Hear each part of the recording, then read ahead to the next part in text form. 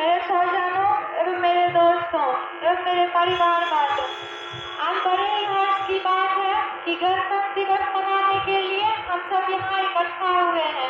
तो सबसे पहले आप सभी को गणतंत्र दिवस की हार्दिक शुभकामनाएं। जैसा कि आप लोगों को पता है कि हर साल की भांति आज भी हम लोग आज 26 जनवरी को गणतंत्र दिवस मनाने के लिए यहाँ एकत्रित हुए हैं। तो हम लोग ये गणतंत्र क्यों मनाते हैं? क्योंकि इस दिन हमारे देश का संविधान लागू हुआ था।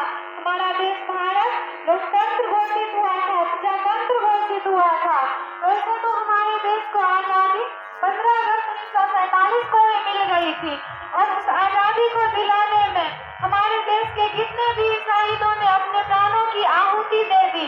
तो आज के दिन हम अपने उन शहीदों को याद करने के लिए यह राष्ट्रीय त्योहार मनाते हैं और अपने देश के गणतंत्र के दिन को मनाने के लिए त्योहार मनाते हैं।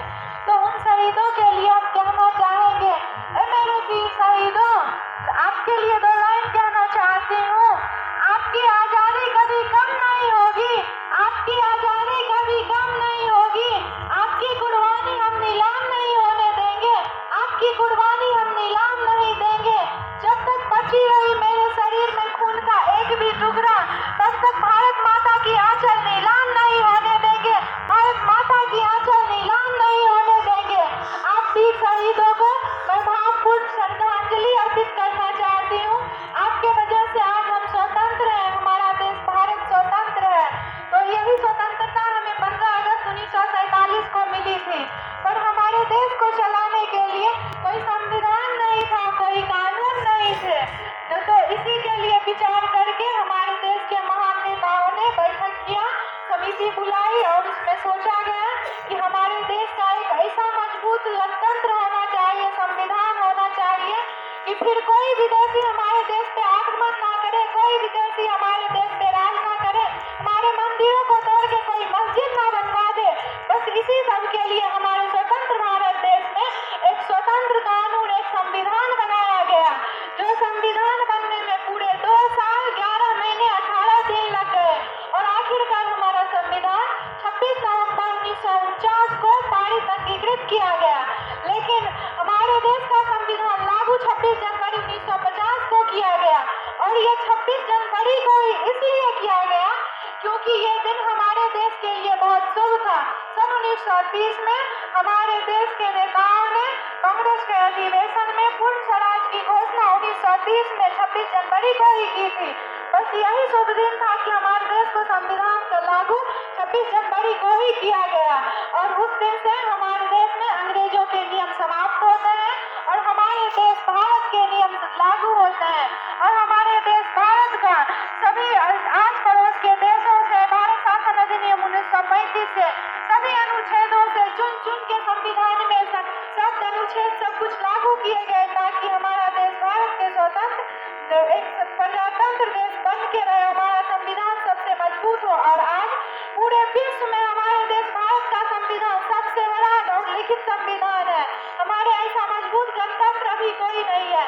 हमारा देश भारत स्वतंत्र भी है और गणतंत्र भी है, प्रजातंत्र भी है। तो आप सभी से बस यही विनती है कि जिस एकता के साथ हमारे शहीदों ने हमारे देश को आजादी दिलाई, जिस एकता के साथ हमारा संविधान लागू किया गया, वही एकता अपने आप में फिर से बनाए रखे। अगर आप सबों में एकता होगी तभी हमारे देश का विकास होगा। अगर एक परिवार को ही आप ले ले, अगर परिवार में एकता है तो उस परिवार का विकास होता है और अगर परिवार में एकता न हो तो उस परिवार का विनाश होता है।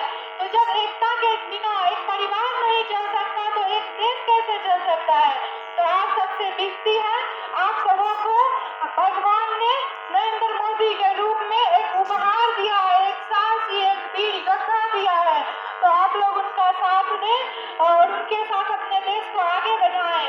आज हमारा देश भारत विकासशील भारत कहलाता है, पर बहुत जल्द वो दिन आएगा जब हमारा देश भारत विकसित देश कहलाएगा। अमेरिका, फ्रांस, रूस जैसे देशों में हमारे भारत की गिनती होगी, हमारी अर्थव्यवस्था भी बहुत मजबूत होगी और ये सब सभी संभव है जब आप लोग अपना साथ देंगे।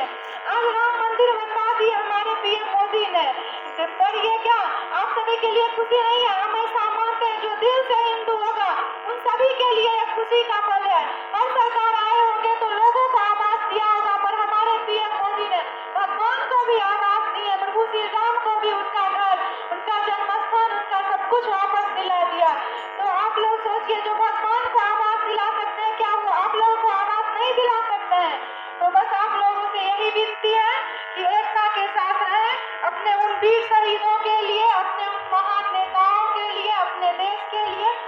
माता के लिए एकता के साथ रहें और अपने भारत देश का सम्मान करें, आगे बढ़ाने में उनकी मदद करें।